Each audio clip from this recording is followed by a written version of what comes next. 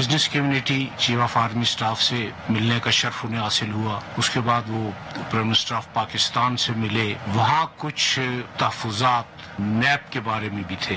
کچھ تحفظات مکمل طور پہ بے بنیاد تھے جن کی میں نفی کرتا ہوں. اور حیرت اس وقت ہوئی جب وہاں ایک صاحب نے نیب کے بارے میں اپنے تحفظات کا اظہار کیا اور چند دن پہلے وہ نیب کو ایک طویل خط لکھ چکے ہیں جس میں نہ صرف نیب کی خدمات کو سراہا گیا بلکہ بزنس کمیونٹی کے لیے ان کے اقدامات کی بھی مدح سرائی کی گئی اور ہر اعتبار سے اس کو ایک مثالی ادارہ قرار دیا. نیب یہ تصور بھی نہیں کر سکتا کہ وہ کوئی ایسا سٹیپ اٹھائے گا کہ جس سے بزنس کمیونٹی کا مورال ڈاؤن ہو. Welcome to news wise. میں ہوں عارفہ نور. آج پروگرام میں سب سے پہلے ہم بات کریں گے نیشنل اکاؤنٹیبلٹی بیورو کی. نیب کے چیئرمین نے ایک دفعہ پھر اعلان کیا ہے کہ جو ٹیکس کے اب معاملات ہیں اور بینک ڈیفالٹ کے کیسز ہیں وہ صرف اور صرف ایف پی آر ہی ہینڈل کرے گی اور نیب اس کے اندر مداخلت نہیں کرے گی. انہوں نے ساتھ میں یہ بھی کہا کہ نیب افسران نے اگر اب کوئی تفتیش کرنی ہوگی تو وہ کسی کاروباری شخصیت کو طلب نہیں کریں گے بلکہ صرف ایک کویسچنئر ہی بھیجیں گے. اب یہ نیب کے اوپر پچھلے دنوں کافی پریشر پڑا اور کافی تنقید بھی ہو رہی تھی کہ ان کی جو کارروائی ہے اس کی وجہ سے جو بزنس ایک سینٹیمنٹ ہے ملک کے اندر اور جو بزنس کمیونٹی ہے اس کو کافی تکلیف ہو رہی ہے. اور پچھلے ہفتے میں ہم نے یہ اس لیے بھی دیکھا یہ پریشر کا جو رزلٹ تھا کیونکہ نیب چیئرمین نے تقریباً کوئی 2 پریس کانفرنسز کی جس میں انہوں نے نیب کی صفائی پیش کی اور کہا کہ وہ کس طرح قدغنیں لگا رہے ہیں تاکہ اس طرح کی کوئی انٹرپشن یا پریشر نہ پڑے بزنس کمیونٹی پہ. پریس کانفرنس کے دوران گزشتہ روز جب نیب چیئرمین بات کر رہے تھے تو انہوں نے یہاں تک کہا کہ جو اگلے دن ملاقات ہوئی تھی آرمی چیف کے ساتھ بزنس مین کی اس کے اندر جو تنقید ایک صاحب نے اگر تنقید کی بہت نیب کے حوالے سے تو یہ وہی صاحب تھے جنہوں نے کچھ دن پہلے نیب کو ایک خط لکھا اور اس کے اندر نیب کی بہت تعریف کی. مگر ڈسپائٹ دس مسئلہ وہیں کا وہیں رہا جس کی وجہ سے شاید اب نیب کے چیئرمین کو یہ واضح الفاظ میں کہنا پڑا ہے کہ نیب اب بزنس کمیونٹی سے دور رہے گی. اسی حوالے سے وفاقی وزیر برائے اکنامک افیئرز حماد اظہر صاحب نے بھی پریس کانفرنس کے دوران کہا کہ بزنس کمیونٹی کی جو گزشتہ روز ملاقاتیں ہوئی ہیں آرمی چیف کے ساتھ اور وزیر اعظم کے ساتھ اس کے بعد جو بزنس کمیونٹی ہے اور بزنس مین ہے وہ کافی مطمئن نظر آ رہے ہیں. یہ سب واقعات ایز آئی سیڈ بار بار اس لیے ہو رہے تھے کیونکہ نیب کی جو کارروائی ہے اس کی وجہ سے بیوروکریٹس ہوں یا بزنس کمیونٹی ہو ان کو کافی تکلیف کا سامنا تھا. اطلاعات آ رہی تھی اس حوالے سے اور بہت تنقید بھی ہو رہی تھی نیب کی ایکٹیویٹی. کیا اب سچ مچ یہ جو ایک خوف کا لہر تھا یا جو ایک انسرٹنٹی تھی بزنس کمیونٹی کے حوالے سے اس کو حکومت آرمی چیف کے ساتھ ملاقاتوں کے بعد کیا سچویشن بہتر ہو گئی ہے؟ کیا سچ مچ وہ تسلی جس کا ذکر حماد اظہر صاحب کہہ رہے تھے وہ مل چکی ہے؟ ان سب ایشوز پہ بات کرنے آج ہمارے ساتھ موجود ہیں عارف حبیب صاحب جو چیئرمین عارف حبیب گروپ ہے. ویلکم ٹو دا شو سر. شکریہ. Thank you. عارف حبیب صاحب سب سے پہلے تو یہی بتائیں کہ جو آپ کی ملاقات تھی آرمی چیف کی کیا was it primarily about NAB اور جو بزنس کمیونٹی کے خدشات ہیں یا جو ان کو فکر تھی نیب کے حوالے سے کیا یہی فوکس تھا میٹنگ کا؟ نہیں بالکل نہیں. آئی تھنک یہ تو جو میٹنگ تھی اس کا مقصد یہ تھا کہ ہم کس طرح سے جو ہے وہ اکنومی کو ریوائیو کریں اور اس کے لیے ظاہر چیف آف آرمی اسٹاف نے یہ بزنس مین کو جو ہے وہ انوائٹ کیا تھا اور اس پہ پہلے انہوں نے اپنا اوپننگ ریمارکس میں جو ہے وہ یہ کہا کہ ظاہر ہمارے پچھلے کئی سالوں میں جو ہمارے مسائل رہے ہیں اس میں سب کی غلطیاں ہیں, ہماری بھی غلطیاں ہیں, اس میں پولیٹیشنز کی بھی جو ہے وہ غلطیاں, لیکن ہم اگر لکیر پیٹتے رہیں گے تو اس سے کوئی فائدہ نہیں ہے. ہم یہ دیکھیں کہ آگے جو ہے وہ معیشت کی بہتری کے لیے جو ہے وہ کیا اقدامات کریں کہ جس کی وجہ سے جو ہے ہمارے گروتھ میں جو ہے وہ اضافہ ہو اور لوگوں کو جو ہے وہ روزگار کے مواقع ملیں, گورنمنٹ کو جو ہے وہ ٹیکسز ملیں. تو اس پر بیسیکلی جو ہے وہ ایک sort of a partners meeting تھی. میں اس کو پارٹنرز میٹنگ کہتا ہوں کیونکہ گورنمنٹ جو ہے وہ تمام بزنسز کے پروفٹ میں پارٹنر ہوتی ہے ٹیکس کی صورت میں. صحیح. تو وہ جو ہے اس قسم کا جو ہے ایک کنسلٹیٹیو سیشن تھا جس میں کہ حکومت کی اکنامک ٹیم کو انہوں نے اپنے ساتھ بٹھایا تھا, اور اس چیز کو جو ہے کا اہتمام کیا گیا تھا کہ تمام بزنس مین اپنی طرف سے تجاویز دیں، جو ہمارے اکنامک ٹیم ہے وہ ایکچول بتائے کہ ان کی سائیڈ آف اسٹوری کیا ہے، اور انہوں نے یہ بھی کہا کہ دیکھیے اس چیز کا جو ہے وہ ہمیں احساس ہونا چاہیے کہ ہم ایک جمہوری ملک ہیں، اور جمہوریت میں یہ ہوتا ہے کہ تمام ہم law and rules and regulations کے مطابق چلنا پڑتا ہے۔ پارلیمنٹ کے تھرو جو ہے وہ بہت ساری چیزیں ہیں وہ اچیو ہوتی ہیں، اور پارلیمنٹ میں جب تک کہ گورنمنٹ اور اپوزیشن میں جو ہے وہ کنسنسس نہیں، اور خاص طور پہ جو اب کی پارلیمنٹ ہے، ابھی کی جو پارلیمنٹ ہے اس میں آپ کو پتہ ہے قانون جب ہی بن سکتا ہے کہ جب جو ہے وہ اپوزیشن بھی شامل ہو، کیونکہ سینٹ میں جو ہے وہ حکومت کی اس وقت میجورٹی نہیں ہے۔ تو انہوں نے یہ کہا کہ بھئی بہت سارے ممالک ایسے ہیں کہ جہاں وہ شیخ صاحب بول دیتے ہیں وہی قانون ہو جاتا ہے، تو اس پہ انہوں نے یہ بھی اپنی لمیٹیشنز کی بات کی۔ جہاں تک یہ نیب، تو میں سمجھتا ہوں کہ 50 ایشوز میں ایک ایشو تھا جس کے بارے میں انہوں نے کہا کہ ہمارے پاس آپشن ہے کہ ہم قانون کو چینج کریں، جو کرنٹ پارلیمنٹری سسٹم میں جو ہے اس وقت پاسبل نہیں ہے، کیونکہ ہمیں اپوزیشن کا جو ہے وہ سپورٹ حاصل نہیں ہے۔ رولز میں ہم چینج کر سکتے ہیں، اور ہم یہ کمیٹی کو جو ہے وہ پروپوز کر رہے ہیں، تو جس کو آئی تھنک تو سر یہ جو کمیٹی ہے اس کے اندر، معاف کریے گا میں آپ کی بات کاٹ رہی ہوں، یہ جو کمیٹی ہے کیا اس کے اندر بزنس کمیونٹی بھی اپنے لوگ خود نامینیٹ کرے گی اور وہ کمیٹی فیصلے کرے گی، یا حکومت اور بزنس کمیونٹی مل کے اس کے لوگ ڈیسائیڈ کریں گے؟ نہیں، یہ کہا گیا ہے کہ 4 نمائندے جو ہے وہ بزنس کمیونٹی کے ہوں گے، اس کی اس سے زیادہ تفصیل جو ہے وہ نہیں ہے، لیکن جو آئی تھنک تسلی بخش بات یہ ہے کہ اگر یہ بزنس ریلیٹڈ جو بھی کیسز ہوں گے وہ اس کمیٹی میں جو ہے وہ پہلے جائیں گے، اور وہاں اگر کنسنسس ہو گیا کہ ہاں اس کو پروسیڈ کیا جائے تو پروسیڈ کریں گے، اور کنسنسس ہو گیا کہ اس کو ڈراپ کریں تو ڈراپ کر دیں گے۔ تو آئی تھنک یہ تسلی بخش تھا۔ پھر پرائم منسٹر نے جو ہے وہ اس بات کو کہا کہ ہم نے اس کے ذریعے کوشش کی ہے کہ ہم بزنس کمیونٹی کو انسولیٹ کریں، انسولیٹ کر دیں۔ پھر یہ ہے کہ چیئرمین نیب نے جو ہے آ کے بھی بڑی تسلی بخش بات کی، انہوں نے کہا ہم یہ بینکنگ کے معاملات، ہم ٹیکسز کے معاملات جو ہے یہ ہم ان پر چھوڑ دیں گے، اسٹیٹ بینک پر چھوڑ دیں گے، اور ایف بی آر پہ جو چھوڑ دیں گے، اور قانون میں بھی یہ شک ہے کہ اگر اس کے کوئی اسپیشلائز ریگولیٹرز ہیں تو وہ ریگولیٹرز خود اس کو دیکھیں گے، انٹل وہ خود ریگولیٹر چاہے اس کو ریفر کرنا نیب کو، تو پھر نیب اس کو جو ہے وہ دیکھ سکے گی۔ تو آئی تھنک یہ اچھا سر پرائیویٹائزیشن کے حوالے سے کیا بات ہوئی؟ کیونکہ یہ آبویسلی ایک بہت بڑا ایشو ہے حکومت کے لیے، جو میجر سٹیٹ اونڈ انٹرپرائزز ہیں اور جتنا وہ ہیمریج کر رہی ہیں، جس کی وجہ سے کہتے ہیں کہ حکومت پہ بہت برڈن ہے، تو کیا ادھر انہوں نے کوئی بزنس کمیونٹی سے مدد مانگی؟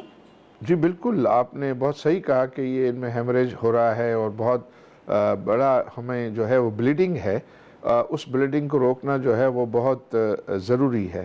تو اس میں جو پاس ایکسپیرینس یہی ہے کہ ان کی پریڈیکشن، خاص طور پہ جو لاس میکنگ کمپنیز ہیں ان کے اندر نئے انویسٹرز لا کے جو ہے، اور ان کو جو نیا انویسٹر آئے وہ پھر اس کو مینیج بھی کرے، گورنمنٹ اپنی شیئر ہولڈنگ بے شک نہ بیچے لیکن اس کو وہ خود ڈائلیوٹ ہو جائے۔ اور بہت ساری ایسی کمپنیز ہیں کہ جن کو گورنمنٹ سیل کر کے بہت زیادہ پیسے ریز کر سکتی ہے، جیسے یہ RLNG پاور پلانٹس ہیں، اس میں سمجھتا ہوں کہ $2.5 سے $3 بلین تک جو ہے گورنمنٹ ریز کر سکتی ہے، اور وہ کرنا چاہیے۔ تو اس میں جو بینکس کی پرائیویٹائزیشن ہے، باقی بینکس رہ گئے ہیں، ان کی پرائیویٹائزیشن کے سلسلے میں جو ہے وہ باتیں ہوئیں، اور اکنامک ٹیم نے کہا کہ ہم کمیٹڈ ہیں، اور اس کو جو ہے وہ ہم کرنا، اس کو پرائیویٹائز جو ہے وہ کرنا ہم چاہتے ہیں۔ تو اس سے گورنمنٹ کے لیے جو نیسیسری ریسورسز ہیں، اور فورن انویسٹرز اگر آئیں گے تو اس میں ہمیں فورن کرنسی میں جو ہے وہ وسائل حاصل ہو جائیں گے ہمیں۔ اور سر ایک اور بہت اہم بات، کیونکہ بہت ساری جو بزنس مین ہیں ان کی طرف سے یہ تنقید آ رہی ہے کہ پالیسی ریٹ بہت ہائی ہے اور اس کی وجہ سے بہت نقصان ہو رہا ہے بزنس کا۔ Was this an issue that was brought up جس پہ کوئی حکومتی جو آفیشلز بیٹھے ہوئے تھے، ریپریزنٹیٹیوز، انہوں نے کوئی ڈیفینس پیش کیا ہو، کوئی تنقید ہوئی ہو؟ جی آئی تھنک یہ بہت زیادہ جو ہے وہ تمام لوگوں کا یہ جو ہے ڈیمانڈ تھی کہ انٹرسٹ ریٹ ہائی ہیں، اور اتنے انٹرسٹ ہائی ریٹ میں جو ہے وہ کاروبار کرنا مشکل ہے، ایون جو کنزیومر فائنانس ہے وہ افیکٹ ہو رہا ہے، پھر ہماری جو بہت سارے ایسی جو ہے پروڈکٹس ہیں کہ جن کی ڈیمانڈ جو ہے وہ کم ہو گئی ہے، اور انٹرسٹ ریٹ کا جو ہے وہ کم ہونا انویسٹمنٹ کو اٹریکٹ کرنے کے لیے اور اکنامک ایکٹیویٹی بڑھانے کے لیے جو ہے وہ بہت ضروری ہے۔ اس پر اکنامک ٹیم نے یہ کہا کہ ہماری اسٹیبلائزیشن جو ہے وہ ہماری توقع سے جلدی جو ہے وہ اچیو ہو رہی ہے، اور ہم امید کرتے ہیں، ہمارے جو نمبر یہ سجیسٹ کرتے ہیں کہ ہم اس ڈائریکشن میں بہت جلدی جو ہے موو کریں گے۔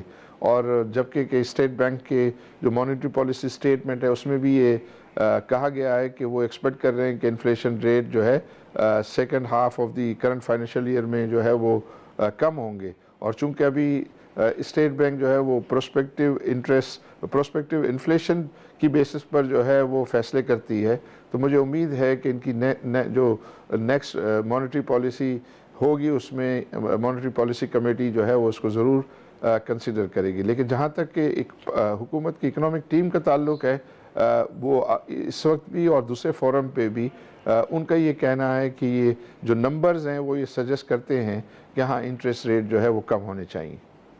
جی بہت بہت شکریہ عارف حبیب صاحب، آپ نے تفصیل سے بات کی۔ ناظرین یہاں پہ لیں گے ایک چھوٹا سا بریک، اور جب ہم بریک سے واپس آئیں گے تو ہم بات کریں گے فائنینشیل ایکشن ٹاسک فورس اور پاکستان کی گرے لسٹ کے اندر انکلوژن کے حوالے سے۔ Stay with us.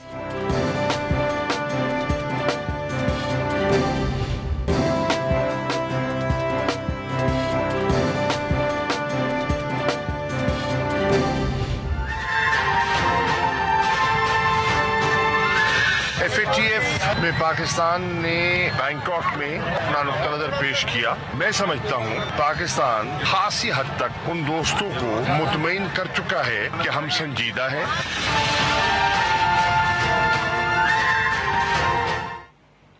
Welcome back. Programme کے اس حصے میں ہم ذکر کریں گے فائنینشیل ایکشن ٹاسک فورس اور اس کا جو افیلیٹ گروپ ہے Asia Pacific group. Asia Pacific group کی جو تازہ ترین رپورٹ ہے پاکستان کے حوالے سے، میوچول ایویلویشن رپورٹ، وہ سامنے آ گئی ہے، اور اسی رپورٹ کو فیٹف کے جو اگلا اجلاس ہے اس میں پیش کیا جائے گا۔ اکتوبر 2018 تک پاکستان کو فیٹف کی طرف سے جو ٹارگٹس ملے تھے ان کے اوپر اس رپورٹ کے مطابق صرف ایک ٹارگٹ ایسا ہے جس پہ مکمل طور پر عمل ہوا ہے، جبکہ جو 26 ٹارگٹس تھے ان پہ جزوی طور پر عمل ہوا ہے، اور 9 پر بڑی حد تک کامیابی حاصل کی ہے پاکستان نے۔ مگر اس رپورٹ نے پھر بھی یہ کہا ہے کہ پاکستان نے اگر ایک نیشنل لیول کے اوپر منی لانڈرنگ اور ٹیرر فائنانسنگ کے حوالے سے ایک رسک ریٹنگ سسٹم تو متعارف کروا دیا ہے، مگر پھر بھی جو نظام ہے رسک اسیسمنٹ کا پاکستان کے اندر اس میں بہت خامیاں موجود ہیں اور کافی پوٹینشیل ہے گروتھ کا، امپروومنٹ کا۔ اور اسی حوالے سے وہ یہ بھی کہتے ہیں کہ پرائیویٹ سیکٹر کے اندر in comparison to the government sector بہت ہی ایک ملا جلا رجحان ہے، وہاں ابھی تک شاید اتنا احساس نہیں ہے نہ رسک اسیسمنٹ کا اور نہ اس کو مانیٹر کرنے کا۔ اینٹی منی لانڈرنگ اور ٹیرر فائنانسنگ کے حوالے سے بھی رپورٹ نے یہی کہا ہے کہ پاکستان کا جو اپروچ ہے وہ اتنی فول پروف ابھی تک نہیں ہے۔ اسی ایشو پہ بات کرنے کے لیے آج ہمارے ساتھ موجود ہیں حسن خاور صاحب جو ایک پبلک پالیسی ایکسپرٹ ہے۔ ویلکم ٹو دا شو حسن صاحب۔ سب سے پہلے تو آپ ہمیں بتائیں کہ یہ جو رپورٹ آئی ہے اس کی تفصیل پہ تو ہم بعد میں بات کرتے ہیں، اس کی اہمیت کتنی ہے؟ What is so relevant about this report? اس کی اہمیت کیا ہے؟ اس کا جو آگے اجلاس آ رہا ہے اس کے اندر یہ کیا رول پلے کرے گی؟ جی دیکھیے، جب پاکستان کو گرے لسٹ پہ ڈالا گیا تو یہ پھر اس میں طے پایا تھا کہ 1 سال ان کو ملے گا، اور اکتوبر 2018 میں وہ جو ڈیلیگیشن آئے گا وہ ایویلیویٹ کرے گا پاکستان کو، اور یہ اس کی رپورٹ ہے۔ اور یہ اب جو اجلاس ہونے جا رہا ہے 13 تاریخ سے غالباً، اس کے اندر پریزنٹ ہوگا اور اس کے اوپر بات ہوگی۔ تو میرے خیال میں اس رپورٹ کی بہت اہمیت ہے، لیکن اس رپورٹ کے اندر عارفہ کوئی ایسا سرپرائز نہیں ہمیں نظر آیا۔ یہ وہی باتیں ہیں جو ہم پورا سال آپ کے پروگرام میں بھی آتی رہیں، ہم بھی کرتے رہے، اخباروں میں بھی لکھتے رہے، ہر فورم پہ یہ بات ہوتی رہی، تو اس میں کوئی ایسی سرپرائز کی بات نہیں تھی۔ تھوڑا سا پہلے ہم پازیٹیو اس میں ایک بات کر لیں۔ دیکھیے، ایک تو انہوں نے یہ اس رپورٹ میں اکنالج کیا کہ پاکستان نے کرپشن کے خلاف خاطر خواہ کارروائی کی ہے، یہ اس میں لکھا ہے، ایک تو بات یہ ہے۔ اور دوسرا یہ ہے کہ یہ اکتوبر 2018 تک کی رپورٹ ہے۔ جو ان لوگوں نے اپنی ایویلیویشن کی تھی وہ 2017 میں کی تھی، اس کے 1 سال بعد یہ ہوئی تھی۔ اور آپ کو جیسے کہ آپ کے علم میں ہے کہ پچھلے 1 سال میں بھی پاکستان نے اس فرنٹ کے اوپر خاطر خواہ कार्रवाई की, और मेरा ख्याल में कि जब ये अपना केस लेके जाएंगे FATF तो वहाँ प्रेजेंट करेंगे कि इस रिपोर्ट के बाद भी बहुत सारी प्रोग्रेस हो चुकी है। और ये वो साल था, इस रिपोर्ट के बाद अक्टूबर 2018 अक्टूबर 2019 आ चुका है, तो इस साल के अंदर आपको पता है कि काफी कार्रवाइयां हुई, कॉन्फिस्केशंस हुई। ऑब्वियसली हुकूमत तो इलेक्शंस के बाद अगस्त सितंबर अक्टूबर में ही उसने काम करना शुरू किया। जी बिल्कुल। तो ये देखिए कि अगर उस साल में हुकूमत ने इतना काम किया, गवर्नमेंट ऑफ पाकिस्तान ने, और पाकिस्तान ने इतनी प्रोग्रेस शो की, जिस तरह कि आपने बताया कि 26 पार्शियली कंप्लाइंट हैं, 9 लार्जली कंप्लाइंट हैं, और ये वो साल था जो ट्रांजिशन का साल था। तो मेरा ख्याल में कि आज की डेट में जो प्रोग्रेस है वो बहरहाल अक्टूबर 2018 से बहुत ज़्यादा है, और जो लोग उस टेबल पे बैठे होंगे उनको इस बात का एहसास होगा, बावजूद इसके कि इस बात के अंदर बहुत सारी सियासत है। आपको पता है कि हिंदुस्तान इस वक्त को चेयर कर रहा है जो जॉइंट रिव्यू ग्रुप है, और उन्होंने एक ववेला मचाया हुआ है कि देखिए पाकिस्तान ब्लैक लिस्ट पे जाने वाला है। मेरा ज़ाती ख्याल नहीं कि कोई ऐसी बात है। नाज़रीन, यहाँ पे लेंगे एक छोटा सा ब्रेक, और जब हम ब्रेक से वापस आएंगे तो हसन खावर साहब से गुफ्तगू जारी रखेंगे। स्टे विद अस।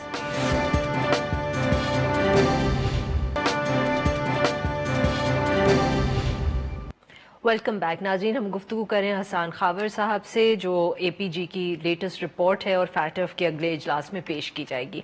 हसन साहब, एक जो बहुत अहम या इंटरेस्टिंग बात रिपोर्ट के अंदर थी वो ये थी कि जो हमारा FMU है, जो स्टेट बैंक के अंदर यूनिट बनाया गया था इसलिए कि वो जो सस्पिशियस ट्रांजैक्शंस बैंक्स के अंदर होती हैं उनको रिकॉर्ड करे या उनको मॉनिटर करे, तो रिपोर्ट के मुताबिक वो तो सिर्फ नोट्स बना के खामोशी से बैठ जाते हैं, वो किसी लॉ इन्फोर्समेंट एजेंसी को या किसी इदारे को कांटेक्ट नहीं करते, फ्लैग नहीं करते, they wait till they are contacted, और वो कह रहे हैं कि ये एक बहुत बड़ा मसला है हमारे सिस्टम का। जी देखिए, ये जो पूरा एक इदारों का एक सेटअप है ना, इसके अंदर FMU जो है ये बेसिकली दुनिया में इसको FIU भी कहा जाता है कई मुल्कों में, ये एक लिंच पिन की हैसियत रखता है।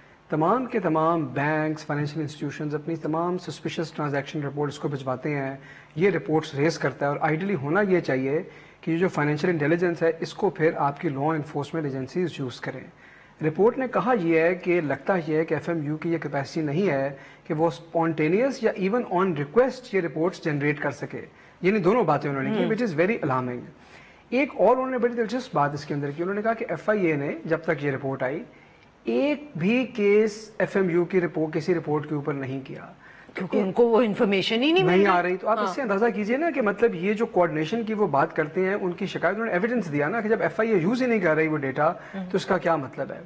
अच्छा, दूसरी बात ये इसकी वजह क्या है हसन साहब? देखिए, इसकी वजह मेरा ख्याल है एक तो जो लोग बताते हैं कि वहाँ पे कुछ कैपेसिटी कंस्ट्रेंट्स भी हैं, अच्छा, विच इज़ अ लिटिल मतलब मुझे समझ नहीं आती इस बात की, क्योंकि अगर ये इतना इंपॉर्टेंट मसला है तो आप उसके अंदर लोग बिठाएं, क्योंकि UK वगैरह में जो इनके पैरेलल इदारे हैं वहाँ पे तो बहुत सारे लोग काम करते हैं और बड़ा इफेक्टिवली काम करते हैं। और दूसरी बात इसमें आरफा ये है कि जो उन्होंने प्राइवेट सेक्टर की बात भी की कि FMU जो है बेसिकली वो इन्फॉर्मेशन गैदर करता है प्राइवेट सेक्टर से। उन्होंने 3 लेवल्स में प्राइवेट सेक्टर को एक्सप्लेन किया रिपोर्ट में। उन्होंने कहा कि जो लार्ज बैंक्स हैं या एक्सचेंज कंपनीज हैं वो तो उनके सिस्टम्स तो अच्छे हैं और वो जो सस्पिशियस ट्रांजैक्शन रिपोर्ट्स हैं वो जनरेट भी करते हैं काफ़ी, लेकिन सिर्फ मनी लॉन्ड्रिंग की हद तक। उन्होंने कहा कि उनकी भी जो टेररिस्ट फाइनेंसिंग की अंडरस्टैंडिंग है रिस्क की वो थोड़ी सी कम है। हसन साहब, if I can interrupt you here and से कि ये आप फर्क बता दें इस वक्त मनी लॉन्ड्रिंग और टेररिज्म फाइनेंस का। देखिए, बड़ा वाज़ेह फ़र्क है। सो मनी लॉन्ड्रिंग आप समझिए कि कोई भी एक ऑर्डिनरी क्रिमिनल है जो कि या तो करप्शन कर रहा है या ड्रग ट्रैफिकिंग कर रहा है या कोई और क्राइम, प्रेडिकेट क्राइम जिनको कहा जाता है इसके, जो करप्शन के होते हैं। जी, करप्शन और भी ह्यूमन ट्रैफिकिंग है, ऑर्गेनाइज्ड क्राइम है। वो जब पैसा आया, इलीगल प्रोसीड्स आई, अब उसको मैंने वाइट करना है या उसको मैंने दुनिया में कहीं और लेके जाना है, तो वो है मनी लॉन्ड्रिंग। सही। और अगर वो पैसा रास्ता ढूंढते हुए कहीं किसी टेररिस्ट ऑर्गेनाइजेशन तक पहुंच जाता है तो फिर वो टेररिज्म फाइनेंसिंग है। तो इसमें थोड़ा सा फ़र्क है, इसकी रिस्क आइडेंटिफिकेशन अलग है। हो सकता है कि जो मनी लॉन्ड्रर हो, ज़रूरी नहीं कि वो टेररिज्म को भी फाइनेंस कर रहा हो, तो इसको अलग अलग FATF वाले देखते हैं। तो वो ये कहते हैं कि बेसिकली बड़े बैंकों की भी TF की जो अंडरस्टैंडिंग है वो लिमिटेड है। उसके वो सिर्फ मनी लॉन्ड्रिंग के ऊपर ज्यादा इफेक्टिव मॉनिटरिंग कर सकते हैं।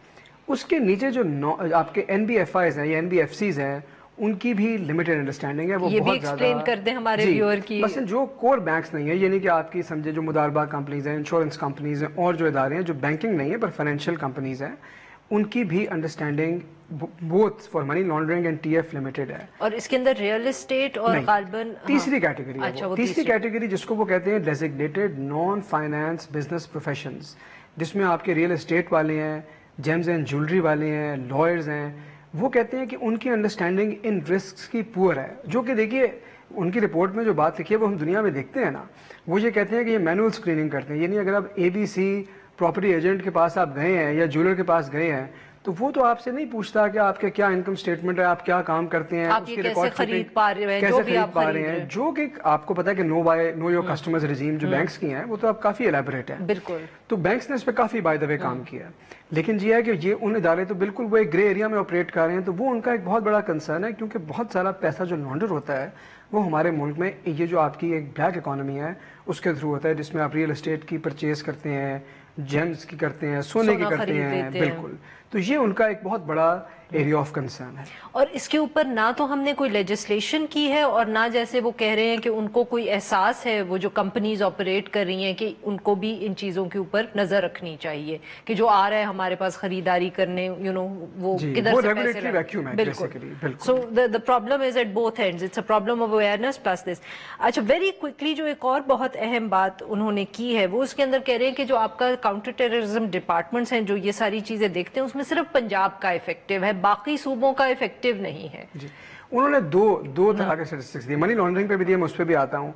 उन्होंने टेररिज्म फाइनेंसिंग के ऊपर ये कहा कि तकरीबन आज तक 59 कन्विक्शंस हुई हैं, जिसमें से 58, जिसमें से 49 पंजाब में हुई हैं। सही। और उन्होंने कहा कि सिर्फ वही उन पंजाब का जो काउंटर टेररिज्म डिपार्टमेंट है उसकी तारीफ भी उन्होंने की।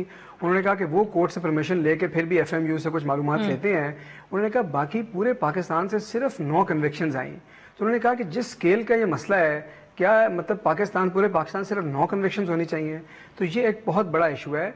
फिर उन्होंने जो फेडरल इदारे हैं, उन्होंने कहा कि state bank of Pakistan, securities and exchange commission, FIA, उन्होंने कहा कि इनकी अंडरस्टैंडिंग इन इश्यूज़ की बहुत लिमिटेड है, बहुत पुअर अंडरस्टैंडिंग है और उनको भी ये काम करना चाहिए। जो मज़े की बात मैं आपको बताऊं कि जो एक बात उन्होंने मनी लॉन्ड्रिंग पे की, उन्होंने कहा कि तकरीबन 2500 इन्वेस्टिगेशंस इनिशिएट हुई, जिसमें से सिर्फ 350 प्रोसिक्यूशंस हुई। सही। और सिर्फ एक बंदे को सजा हुई, और वो भी सेल्फ लॉन्ड्रिंग के केस में। सेल्फ लॉन्ड्रिंग है कि आपने पैसा अपने आप को ही भिजवा कर वाइट करने की कोशिश की, सिर्फ एक। अब आपको पता है कि पाकिस्तान के बारे में दुनिया भर में ये बात है, हमें भी पता है इस मुल्क में क्या हो रहा है, हमारे मुल्क में भी करप्शन का वावेला है, और हमने सिर्फ एक शख्स को जब तक ये रिपोर्ट आई तब तक मनी लॉन्ड्रिंग में सजा दी। तो आप अंदाजा कर लीजिए। बहुत बहुत शुक्रिया हसन साहब, आपने बहुत तफसील से बात की। नाज़रीन, यहाँ पे लेंगे एक छोटा सा ब्रेक, और जब हम ब्रेक से वापस आएंगे तो हम बात करेंगे अमेरिका की, और वहाँ जो अमेरिकन प्रेसिडेंट डोनाल्ड ट्रंप हैं उनके ऊपर इम्पीचमेंट की जो केस है उसकी बात हो रही है। Stay with us.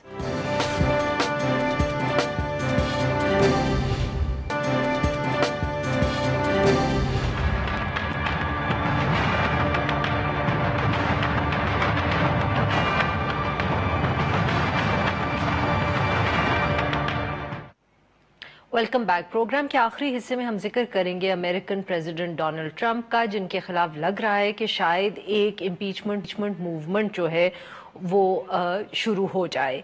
American media के मुताबिक डोनाल्ड ट्रंप के जो 2020 के प्रेसिडेंशियल इलेक्शन है उनके अंदर उनके जो हरीफ हो सकते हैं वो डेमोक्रेटिक पार्टी के जो बाइडन हो सकते हैं। और लगता ये है कि एक टेलीफोन कॉन्वर्सेशन के दौरान जो यूक्रेन के प्रेसिडेंट से डोनाल्ड ट्रंप साहब की हुई, उसके दौरान डोनाल्ड ट्रंप ने यूक्रेनियन प्रेसिडेंट पे दबाव डालने की कोशिश की कि वो जो बाइडन के खिलाफ, क्योंकि जो बाइडन और उनके बेटे के कहते हैं कि बिजनेस लिंक्स थे यूक्रेन के साथ, उनके खिलाफ कुछ एविडेंस या इंफॉर्मेशन इकट्ठे करने की कोशिश की है। सिचुएशन यहाँ तक इतनी संजीदा हो गई कि व्हाइट हाउस को जो इस फोन कॉल की ट्रांसक्रिप्ट थी वो इशू करनी पड़ी पब्लिकली। और अब मीडिया ये रिपोर्ट कर रहा है कि 2 विसल ब्लोअर्स, यानी कि जो 2 ऐसे लोग जिनकी ऑब्वियसली हमें आइडेंटिटी नहीं मालूम, मगर वो सुन रहे थे इस फोन कॉन्वर्सेशन को, और वो शायद सामने आ चुके हैं और उन्होंने इस फोन कॉन्वर्सेशन के बारे में जो इतलात हैं या उनकी इंफॉर्मेशन है वो सामने पेश कर दी है। ये कितना सीरियस एक इशू हो सकता है प्रेसिडेंट डोनाल्ड ट्रंप के लिए, इस इशू पे बात करने के लिए हमारे साथ मौजूद हैं आयशा तंजीम, जो सीनियर नुमाइंदा हैं वॉइस ऑफ अमेरिका की। Welcome to the show Ayesha. Thank you very much. जी आयशा, तो हमें बताएं कि ये जो इम्पीचमेंट की बात अब हो रही है डेमोक्रेटिक पार्टी की तरफ से और उनके जो रिप्रेजेंटेटिव्स हैं लेजिस्लेचर के अंदर, ये कितनी सीरियस एक थ्रेट है डोनाल्ड ट्रंप के लिए? क्या ये सिर्फ एक पॉलिटिकल जेस्चर है जो कहीं आगे नहीं पहुंचेगा, या सचमुच लगता है कि इम्पीचमेंट हो सकती है? जी आरिफा, थैंक यू। सबसे पहले तो मैं एक डिस्क्लेमर दे दूं कि ये जो भी मैं कहूंगी ये मेरी राय है और इसका वीओए की पॉलिसी से कोई ताल्लुक नहीं है। और उसके बाद जो आपका सवाल है, तो ये एक पहली दफा डोनाल्ड ट्रंप की प्रेसिडेंसी को एक सीरियस थ्रेट है। देखिए, जब से डोनाल्ड ट्रंप प्रेसिडेंट बने हैं, गाहे बगाहे उनके बारे में ऐसी बातें सामने आती रही हैं जिसमें जो लेफ्ट की पॉलिटिशियंस और जो अवाम है उनमें ये एक राय पाई जाती थी कि डोनाल्ड ट्रंप को इम्पीच करना चाहिए। उसमें कुछ फाइनेंशियल मिसमैनेजमेंट की बातें भी होती थी। बहुत सारी चीजें डोनाल्ड ट्रंप ने ऐसी की जो पहले कभी किसी सदर ने नहीं की, कि अपने बिजनेस इंटरेस्ट को प्रेसिडेंसी से दूर रखना, G7 या G8 की मीटिंग को फॉर एग्जाम्पल इनकरेज करना कि वो उनके होटल में हो और अपनी बिजनेस और पॉलिटिक्स को मिक्स करना। लेकिन अब ये पहली दफा, और आपको पता है कि जब रशिया की अमेरिकी इंतखाबात में दखल अंदाजी की बात हुई थी तो डोनाल्ड ट्रंप रशिया को डिफेंड करते पाए गए थे। तो अब ये पहली दफा जो है डेमोक्रेट्स ने ऐलान किया है कि उन्होंने इंक्वायरी शुरू कर दी है और अगर उनको सबूत काफी मिले तो वो डोनाल्ड ट्रंप को इम्पीच कर देंगे। और इम्पीचमेंट हमारे सुनने वालों के लिए मैं बता दूं कि ये ऐसे होती है जैसे जिसको इंडाइटमेंट कहते हैं, यानी कि उनके खिलाफ अब उर्दू में अब मुझे इस वक्त क्या कहेंगे कि उनको प्रोसिक्यूट किया जाता है फॉर इलीगल बिहेवियर, जिसको हम कह सकते हैं। अच्छा, ये बताएं कि ये जो इम्पीचमेंट एक अमेरिकन प्रेसिडेंट की इम्पीचमेंट का प्रोसेस क्या होता है? जी, ये प्रोसेस ये होता है कि हाउस जो है उसमें इम्पीचमेंट शुरू होती है। या तो हाउस का कोई मेंबर इसे बिल की तरह पेश कर सकता है, और या फिर जैसा कि इस सूरत में हुआ कि हाउस एक ऐसा बिल पास कर सकता है कि एक इंक्वायरी शुरू की जाए, जो कि शुरू हो गई है। वो इंक्वायरी हाउस की जुडिशरी कमेटी करती है। अगर जुडिशरी कमेटी को ये लगे कि उसके पास काफी सबूत है तो वो फिर पूरे हाउस के सामने लाती है, और अगर एक सिंपल मेजॉरिटीज के वोट से इसको पास कर ले तो सदर इम्पीच हो जाता है। इम्पीचमेंट के बाद जो मुकदमा चलता है वो फिर सेनेट में चलता है, और जो मुल्क का चीफ जस्टिस है, अमेरिका का जो सुप्रीम कोर्ट का चीफ जस्टिस है, वो सेनेट के ऊपर इस मुकदमे को प्रिसाइड करता है। तो चीफ जस्टिस होता है, सेनेट को आप समझ लें जैसे अमेरिका में जूरी होती है जिसने ये फैसला करना होता है कि जो हाउस है वो जो सबूत पेश कर रहा है वो मुकदमे में देने के लिए या जुर्म के साबित होने के लिए काफी है या नहीं। आयशा, तो ये जो कमेटी है जिसका आप जिक्र कर रही हैं कि ये पहले इन्वेस्टिगेट या इंक्वायर करेगी, अंदाजन ये कितना लंबा प्रोसेस होगा? इसमें कितना वक्त गुजर सकता है? देखिए, इसमें कोई लिमिट नहीं है टाइम की। प्रोसेस उन्होंने शुरू कर दिया है, मुख्तलिफ किस्म के कागजात और दस्तावेजात मंगानी शुरू कर दी हैं। स्टेट डिपार्टमेंट के कुछ ऑफिशियल्स को उन्होंने डेपोजिशन के लिए उन बुलाना शुरू कर दिया है। बल्कि मैं आज ही पढ़ रही थी कि एक स्टेट डिपार्टमेंट के ऑफिशियल को आज जाना था और वो नहीं गया, और इस पे भी कुछ तनाजा चल रहा है। सेक्रेटरी जो उनके वजीर खारजा हैं पॉम्पेओ साहब, वो ये कह रहे हैं कि हमें थोड़ा वक्त और चाहिए तैयारी के लिए हमारे ऑफिशियल्स को। तो इसमें कम अज चंद महीने और ज्यादा, मतलब इसकी कोई लिमिट नहीं है। जितने उनके पास सबूत आते जाएंगे या जितनी दस्तावेजात आती जाएंगी, ये बिल्कुल वैसे ही से कोई किसी मुकदमे के लिए जो है वो सबूत जमा किए। तो क्या हम ये कह सकते हैं कि ये भी एक पॉसिबिलिटी है कि इलेक्शन जो है प्रेसिडेंशियल इलेक्शन वो शुरू हो जाए और ये साथ साथ प्रोसीडिंग्स भी चलती रहे? जी बिल्कुल, इलेक्शन की कैंपेन तो जैसा कि आप जानते हैं शुरू एक तरह से हो गई है, और अब अगर ये तो खत्म होने को ही है, तो अगर ये जनवरी तक चला गया तो पूरी फुल फ्लेज्ड इलेक्शन कैंपेन, और सदर ट्रंप भी अपनी कैंपेन शुरू कर चुके हैं। तो कैंपेन तो शुरू हो चुकी है और अगले साल नवंबर में इलेक्शन है, तो ये भी हो सकता है। और खास तौर पे ये तो अभी तो हाउस की इंक्वायरी है, जब सेनेट में जाएगी वहां एक पूरा मुकदमा चलेगा, तो ये हो सकता है कि इलेक्शन में चंद माह रह गए हों और ये इम्पीचमेंट का जो मुकदमा है ये चल रहा हो।